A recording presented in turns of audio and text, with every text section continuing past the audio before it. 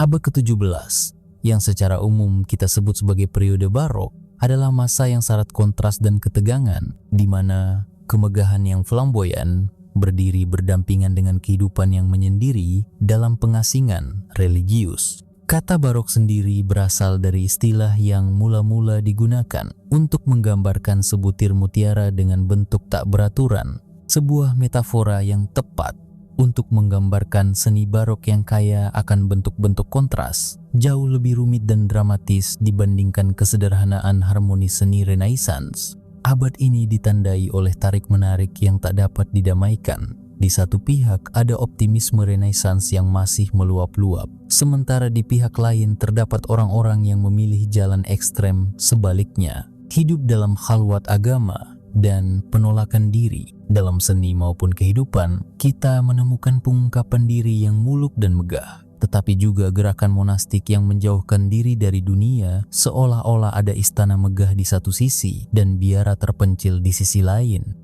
Salah satu ungkapan Latin yang populer saat itu adalah carpe diem, merebut hari ini, yang menekankan kenikmatan akan momen sekarang, berdampingan dengan ungkapan memento mori, ingatlah bahwa kamu akan mati, sebagai pengingat akan kefanaan. Dalam lukisan, kemewahan sering digambarkan secara berlimpah, namun di satu sudut kecil terselip gambar tengkorak, mengisyaratkan bahwa segala keindahan suatu saat akan lenyap. Periode barok juga tidak lepas dari politik yang bergolak. Eropa tercabik oleh peperangan. Yang paling buruk adalah Perang 30 tahun yang berkobar di hampir seluruh benua itu dari 1618 hingga 1648, serangkaian konflik yang menghancurkan banyak wilayah, terutama Jerman, dan perlahan mengantarkan Prancis menjadi kekuatan dominan. Perang itu secara resmi adalah pertarungan antara Protestan dan Katolik, tetapi juga melibatkan perebutan kekuasaan politik. Di luar medan perang, perbedaan kelas mencolok terlihat jelas. Aristokrasi Prancis dengan istana Versailles memamerkan kegemilangan dan kekuatan, sementara rakyat jelata hidup jauh dari kemewahan itu. Situasi politiknya mencerminkan arsitektur barok yang penuh sudut, celah, dan hiasan rumit, dipenuhi intrik, komplotan, bahkan pembunuhan. Salah satu peristiwa yang dianggap sangat barok adalah terbunuhnya Gustav III pada 1792 ketika menghadiri pesta topeng besar di opera. Peristiwa itu menandai berakhirnya periode barok di Swedia. Gustav III memerintah dengan gaya despotisme pencerahan, mirip pemerintahan Louis ke-14 hampir 100 tahun sebelumnya. Dikenal angkuh, memuja upacara dan etiket ala Prancis, serta mencintai teater dan ironisnya, di sanalah ia menemui ajal. Namun teater pada masa barok bukan sekadar hiburan, melainkan lambang zaman itu sendiri. Ungkapan hidup adalah panggung sandiwara begitu populer. Periode ini melahirkan teater modern, lengkap dengan perlengkapan panggungnya, membangun ilusi di depan penonton, sembari menegaskan bahwa semua itu hanyalah ilusi belaka. Teater menjadi cerminan kehidupan manusia, menunjukkan bahwa kesombongan selalu mendahului kejatuhan dan mengungkap potret keji kelemahan manusia yang tak pernah benar-benar bisa disembunyikan.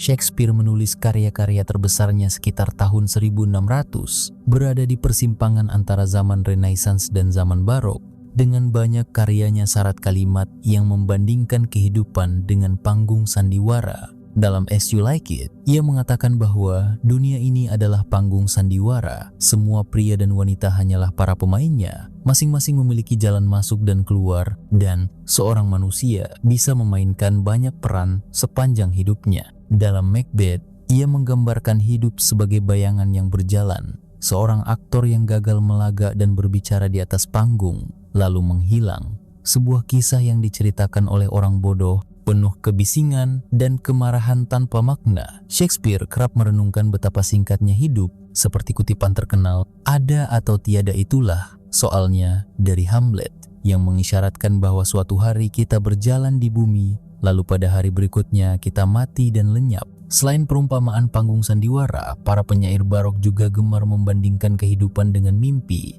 Seperti yang diungkapkan Shakespeare, bahwa kita ini seperti dalam mimpi dan hidup yang singkat dijalani dalam keadaan tidur.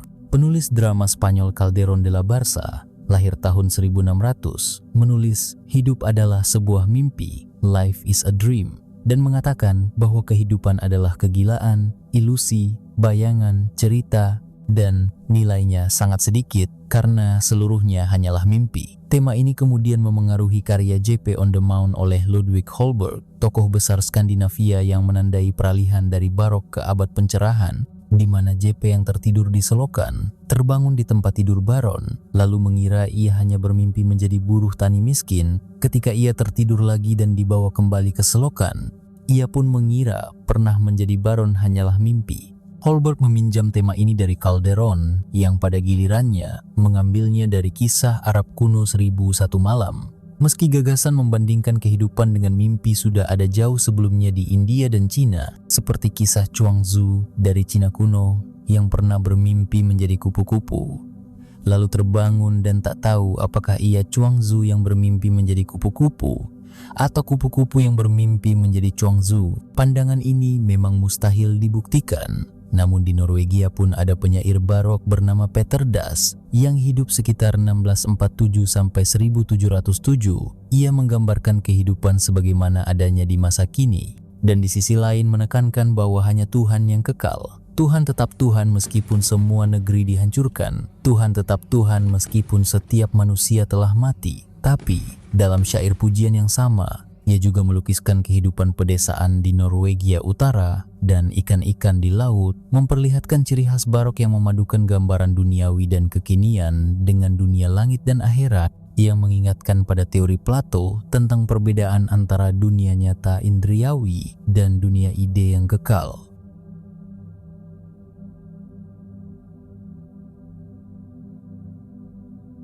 Filsafat pada zaman barok ditandai oleh pergulatan sengit antara dua cara berpikir yang bertolak belakang. Idealisme yang meyakini bahwa kenyataan pada dasarnya bersifat spiritual, dan materialisme yang beranggapan bahwa segala hal yang nyata berasal dari substansi materi yang konkret. Materialisme pada abad ke-17 memiliki banyak pendukung. Salah satunya yang paling berpengaruh adalah filsuf Inggris Thomas Hobbes, yang percaya bahwa semua fenomena, termasuk manusia dan binatang, semata-mata terdiri atas partikel-partikel materi, dan bahkan kesadaran atau jiwa hanyalah hasil dari gerakan partikel-partikel sangat kecil di otak. Sepanjang sejarah filsafat, idealisme dan materialisme selalu muncul, namun jarang keduanya hadir begitu nyata secara bersamaan seperti di periode barok. Materialisme semakin berkembang berkat kemajuan ilmu pengetahuan. Misalnya Isaac Newton yang membuktikan bahwa hukum gerak yang sama berlaku di seluruh alam semesta, dan semua perubahan, baik di bumi maupun di angkasa, dapat dijelaskan dengan prinsip gravitasi universal dan gerak benda. Newton memandang dunia sebagai sebuah mesin raksasa yang tunduk pada hukum-hukum tetap, pandangan yang dikenal sebagai pandangan dunia mekanistik. Dan menariknya, baik Hobbes maupun Newton tidak melihat adanya pertentangan antara pandangan mekanistik dan kepercayaan kepada Tuhan. Namun, beberapa materialis abad ke-18 dan ke-19, seperti filsuf Prancis Lamettrie dalam bukunya L'Homme Machine, Manusia Mesin, melihat manusia sepenuhnya sebagai mekanisme biologis, di mana otak memiliki otot untuk berpikir sebagaimana kaki memiliki otot untuk berjalan. Bahkan matematikawan Prancis Laplace mengajukan determinisme ekstrim. Jika seseorang pada suatu saat mengetahui posisi semua partikel materi, maka masa lalu dan masa depan akan terbuka sepenuhnya, karena segala sesuatu telah ditentukan sebelumnya, termasuk semua pikiran dan impian kita. Materialis Jerman abad ke-19 bahkan mengibaratkan hubungan antara pikiran dan otak seperti hubungan antara air seni dengan ginjal atau empedu dengan hati. Sebuah kisah ilustratif datang dari perbincangan antara seorang astronot Rusia yang tidak percaya Tuhan dan seorang ahli bedah otak Kristen. Sang astronot berkata, ia telah pergi keluar angkasa berkali-kali, namun tidak pernah melihat Tuhan atau malaikat. Lalu sang ahli bedah menjawab bahwa ia telah mengoperasi banyak otak cemerlang, namun tidak pernah menemukan satu pikiran pun. Hal ini tidak membuktikan bahwa pikiran tidak ada, namun menunjukkan bahwa pikiran bukanlah sesuatu yang dapat dibedah atau dipecah-pecah secara fisik. Sama seperti angan-angan yang tidak bisa dihilangkan lewat operasi. Seorang filsuf besar abad ke-17, Gottfried Wilhelm Leibniz, bahkan menegaskan bahwa perbedaan antara yang material dan yang spiritual terletak pada sifatnya. Yang material dapat dibagi menjadi bagian-bagian lebih kecil, sedangkan jiwa tidak dapat dibagi sama sekali. Dua filsuf terbesar abad ke-17 adalah René Descartes dan Baruch Spinoza yang sama-sama bergulat dengan pertanyaan besar tentang hubungan antara jiwa dan badan. René Descartes yang lahir di Prancis dan semasa hidupnya tinggal di berbagai negeri Eropa, sejak muda memiliki hasrat kuat untuk memahami hakikat manusia dan alam semesta. Namun setelah mempelajari filsafat, ia justru semakin yakin akan kebodohannya sendiri. Seperti Socrates, ia percaya bahwa pengetahuan sejati hanya dapat dicapai melalui akal. Kita tidak boleh sepenuhnya mempercayai apa yang disampaikan oleh buku-buku kuno maupun oleh panca indera kita. Pandangan ini sejalan dengan Plato yang meyakini bahwa hanya akal dapat memberikan kepastian pengetahuan. Dari Socrates dan Plato, melalui pemikiran Santo Agustinus, terbentuklah jalur pemikiran yang akhirnya mengalir kepada Descartes, menjadikannya seorang rasionalis yang yakin akal adalah satu-satunya jalan menuju pengetahuan.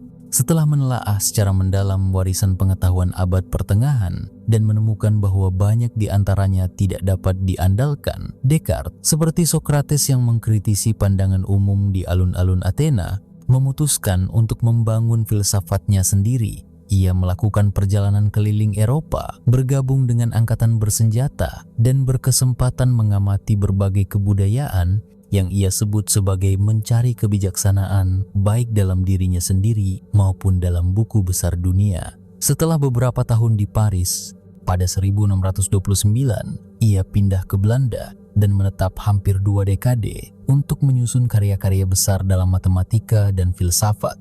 Pada 1649, ia menerima undangan Ratu Christina dari Swedia, namun iklim keras di negeri beruang, es, dan batu cadas membuatnya jatuh sakit akibat radang paru-paru, hingga ia meninggal pada musim dingin 1650 di usia 54 tahun.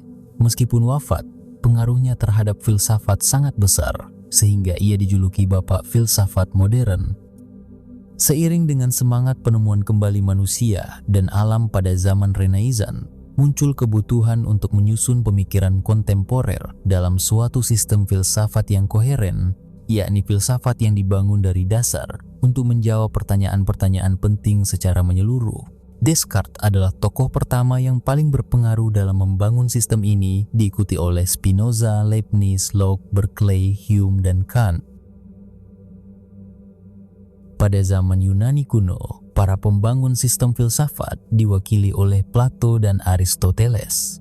Memasuki abad pertengahan, muncul Thomas Aquinas yang berusaha membangun jembatan antara filsafat Aristoteles dan teologi Kristen. Lalu datanglah zaman Renaissance, di mana kepercayaan-kepercayaan lama dan baru bercampur, membentuk pandangan baru tentang alam, ilmu pengetahuan, Tuhan, dan manusia. Baru setelah abad ke-17, para filsuf mulai berusaha merumuskan gagasan-gagasan baru ke dalam sistem filsafat yang jernih, dan yang pertama mengusahakannya adalah René Descartes. Karya Descartes menjadi pelopor bagi proyek filsafat yang paling penting bagi generasi-generasi berikutnya, dengan perhatian utama pada pertanyaan tentang apa yang dapat kita ketahui atau pengetahuan yang pasti, serta hubungan antara badan dan jiwa. Dua pertanyaan ini menjadi inti perdebatan filsafat selama 150 tahun setelahnya. Di masanya, banyak rekan sejaman Descartes yang memegang skeptisisme ekstrem, meyakini bahwa manusia harus menerima bahwa ia tidak mengetahui apapun. Namun, Descartes menolak pandangan itu, sebab jika ia menerimanya, ia tidak akan menjadi seorang filsuf sejati. Dan di sini kita dapat melihat kemiripannya dengan Socrates. Pada saat yang sama, ilmu-ilmu alam yang baru mulai berkembang dengan metode yang mampu memberikan gambaran akurat tentang proses-proses alam. Hal ini mendorong Descartes untuk bertanya pada dirinya sendiri, apakah ada metode eksak untuk melakukan refleksi filosofis? Selain itu, kemajuan fisika baru memunculkan pertanyaan tentang hakikat materi dan menegaskan pandangan mekanistis terhadap alam. Semakin mekanistis pandangan dunia fisik, semakin mendesak pula pertanyaan tentang hubungan antara badan dan jiwa. Sebelum abad ke-17, jiwa umumnya dianggap sebagai napas kehidupan yang meliputi semua makhluk hidup. Makna asli kata jiwa dan ruh memang berasal dari kata napas atau pernapasan dalam banyak bahasa Eropa. Bagi Aristoteles, jiwa adalah prinsip kehidupan yang ada di seluruh organisme dan tidak dapat dipisahkan dari badan, sehingga ia dapat berbicara tentang jiwa tumbuhan atau jiwa binatang. Namun pada abad ke-17, para filsuf mulai memisahkan secara radikal antara jiwa dan badan karena semua gerakan objek termasuk tubuh manusia dan hewan dapat dijelaskan sebagai proses mekanis. Meski begitu, jiwa manusia jelas bukan bagian dari tubuh, sehingga dibutuhkan penjelasan bagaimana sesuatu yang bersifat spiritual dapat memulai proses mekanis. Bayangkan, kamu memutuskan untuk mengangkat lengan, dan lengan itu benar-benar terangkat. Atau kamu memutuskan berlari mengejar bus, dan kakimu langsung bergerak. Atau kamu memikirkan hal yang sedih, lalu air mata tiba-tiba mengalir. Ada hubungan misterius antara tubuh dan kesadaran yang tidak dapat diabaikan. Inilah persoalan yang menjadi pusat pemikiran Descartes. Seperti Plato, ia yakin ada batas yang jelas antara ruh dan materi. Namun bagaimana pikiran dapat memengaruhi badan atau bagaimana jiwa memengaruhi tubuh tetap menjadi misteri yang bahkan Plato sendiri tidak mampu menjawabnya. Dalam Discourse on Method, Descartes membahas metode yang harus digunakan seorang filsuf untuk memecahkan masalah filosofis dengan menegaskan bahwa kita tidak boleh menerima sesuatu sebagai kebenaran kecuali jika kita dapat memahaminya dengan jelas dan tegas. Untuk mencapainya, ia menyarankan agar masalah yang rumit dipecah menjadi bagian-bagian kecil sebanyak mungkin, dimulai dari gagasan yang paling sederhana, lalu secara bertahap bergerak dari yang sederhana menuju yang rumit, sambil menimbang dan mengukur setiap pemikiran, sebagaimana Galileo berpendapat bahwa segala sesuatu harus dapat diukur, dan jika tidak dapat diukur maka harus dibuat agar bisa diukur. Sebab hanya dengan cara ini wawasan baru dapat tersusun, disertai penghitungan dan pengecekan berulang agar tidak ada yang terlewat sehingga kesimpulan filosofis yang dihasilkan benar-benar kokoh. Metode ini memang terdengar seperti ujian matematika, dan itu wajar karena Descartes adalah seorang ahli matematika yang dianggap sebagai bapak geometri analitis, serta memberikan sumbangan penting dalam aljabar, dan ia ingin membuktikan kebenaran filsafat dengan cara yang sama seperti membuktikan dalil matematika, yaitu dengan mengandalkan akal sebagai satu-satunya instrumen yang mampu memberi kepastian. Sebab panca indera tidak dapat sepenuhnya diandalkan. Tujuannya adalah mendapatkan kepastian mengenai hakikat kehidupan. Dan untuk itu, ia memulai dengan prinsip bahwa pertama-tama kita harus meragukan segala sesuatu. Bukan karena ia menganggap kita harus selalu meragukan semua hal, melainkan karena secara prinsip kita memang bisa meragukannya.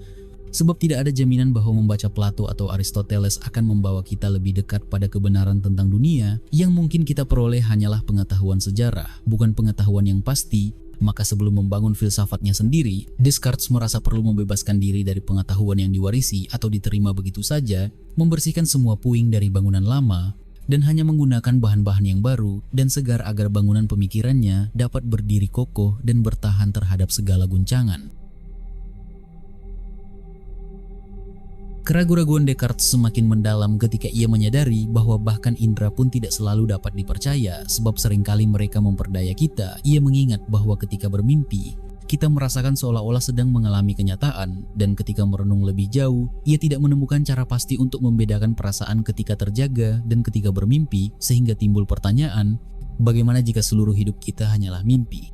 Sama seperti kisah JP yang ketika tidur di ranjang sang baron mengira kehidupannya sebagai petani miskin hanyalah mimpi, Descartes pun tiba pada keraguan mutlak terhadap segala sesuatu, titik di mana banyak filsuf sebelumnya berhenti, namun ia justru melangkah maju dengan menjadikan keraguan itu sebagai satu-satunya kepastian. Sebab ketika ia ragu, ia pasti sedang berpikir, dan karena ia berpikir, ia pasti ada cogito, ergo sum, aku berpikir maka aku ada, dan dari sini ia memandang dirinya pertama-tama sebagai makhluk yang berpikir, lebih nyata daripada dunia materi yang ditangkap indera. Ia kemudian bertanya, apakah masih ada hal lain yang dapat ditangkap dengan kepastian intuitif yang sama dan menemukan dalam pikirannya gagasan yang jelas dan terang tentang wujud yang sempurna, sebuah gagasan yang menurutnya tidak mungkin berasal dari dirinya yang tidak sempurna, maka gagasan itu pasti berasal dari wujud sempurna itu sendiri, Tuhan. Dan bagi Descartes, Keberadaan Tuhan menjadi sama pastinya dengan keberadaan dirinya sebagai makhluk yang berpikir, sebab dalam konsep wujud sempurna sudah melekat keberadaannya, sebagaimana dalam konsep lingkaran sudah melekat bahwa semua titiknya berjarak sama dari pusat. Menurutnya kita tidak akan memiliki gagasan tentang kesempurnaan jika tidak ada entitas sempurna yang memberikannya, sehingga gagasan tentang Tuhan adalah bawaan sejak lahir seperti cap rajin pada hasil karyanya. Memang, memiliki gagasan tentang seekor buaya berkepala gajah tidak membuktikan keberadaannya, namun berbeda dengan wujud sempurna yang secara definisi harus ada, dan sebagaimana Plato dan Socrates, Descartes percaya ada hubungan antara akal dan keberadaan. Semakin jelas sesuatu bagi akal, semakin pasti pula ia ada. Dari titik ini, ia melangkah untuk menilai gagasan-gagasan kita tentang realitas luar, seperti matahari dan bulan, yang bisa saja ilusi, namun ia menemukan bahwa sifat-sifat matematis panjang, luas, kedalaman bersifat pasti, dan seterang kepastian bahwa ia makhluk berpikir. Sedangkan sifat-sifat kualitatif seperti warna, bau, rasa, hanya terkait dengan persepsi indera dan tidak mencerminkan realitas luar. Karena Tuhan yang sempurna tidak akan menipu kita, apapun yang kita tangkap dengan akal secara jelas dan terang pasti benar adanya. Namun, realitas luar itu berbeda secara mendasar dari realitas pikiran. Ada dua substansi, pikiran, res cogitans, yang adalah kesadaran, tak menempati ruang, dan tak dapat dibagi. Dan materi res extensa yang menempati ruang, dapat dibagi tanpa batas namun tak memiliki kesadaran. Keduanya berasal dari Tuhan yang ada, tanpa bergantung pada apapun, tetapi tidak saling bergantung satu sama lain. Pikiran tidak bergantung pada materi, begitu pula materi tidak bergantung pada pikiran. Descartes dikenal sebagai seorang dualis karena memisahkan secara tegas antara realitas pikiran, res cogitans, dan realitas yang meluas, res extensa. Menurutnya, hanya manusia yang memiliki pikiran, sedangkan binatang sepenuhnya termasuk ke dalam realitas yang meluas, sehingga kehidupan dan gerakan mereka berlangsung secara mekanis, layaknya mesin otomatis. Pandangan ini membuatnya menganggap binatang sebagai semacam mesin otomat, dan terhadap realitas yang meluas, ia menganut pandangan mekanistis yang mirip dengan pandangan kaum materialis. Bagi Descartes, manusia adalah makhluk ganda yang berpikir sekaligus menempati ruang, sehingga manusia memiliki pikiran dan tubuh yang meluas. Pemikiran ini sejalan dengan apa yang pernah dikatakan Santo Agustinus dan Thomas Aquinas, bahwa manusia memiliki tubuh seperti binatang dan jiwa seperti malaikat. Tubuh manusia, menurut Descartes, adalah mesin yang sempurna, namun pikiran dapat bekerja secara mandiri, bebas dari pengaruh tubuh. Proses-proses fisik tunduk pada hukum-hukum mekanisnya sendiri, sementara akal bekerja di dalam ranah pikiran yang tidak bergantung pada realitas meluas. Meskipun begitu, Descartes tidak menutup kemungkinan bahwa binatang dapat berpikir. Jika memang demikian, maka dualisme pikiran dan perluasan pun berlaku bagi mereka. Ia juga mengakui bahwa pikiran dan tubuh selalu berinteraksi, dan selama pikiran berada dalam tubuh, ia terhubung ke otak melalui kelenjar pineal, tempat terjadinya interaksi konstan antara ruh dan materi. Karena itu, pikiran dapat dipengaruhi oleh perasaan dan nafsu yang berkaitan dengan kebutuhan fisik, tetapi juga mampu menjauhkan diri dari dorongan-dorongan tersebut agar akal dapat memegang kendali. Misalnya, meskipun seseorang merasakan sakit luar biasa di perutnya, fakta bahwa jumlah sudut dalam segitiga adalah 180 derajat tetap tidak berubah.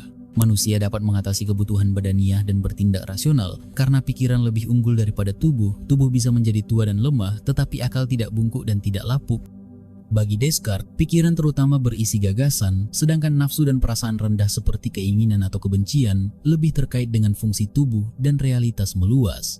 Ia membandingkan tubuh manusia dengan mesin otomat yang pada zamannya sangat memukau karena kemampuannya menjalankan fungsi sendiri. Descartes menekankan bahwa kecanggihan tubuh dengan tulang, otot, saraf, urat, dan pembuluh darahnya jauh melampaui mesin manapun. Jika melihat perkembangan kecerdasan buatan di masa kini, Descartes mungkin akan terkejut dan bahkan ragu apakah akal manusia benar-benar bebas dan mandiri seperti yang ia yakini. Sebab sebagian filsuf modern berpendapat bahwa kehidupan spiritual manusia tidak lebih bebas daripada proses-proses fisik, dan meskipun jiwa manusia jauh lebih kompleks daripada program komputer, ada yang meyakini bahwa pada dasarnya kita sama tidak bebasnya dengan mesin-mesin itu.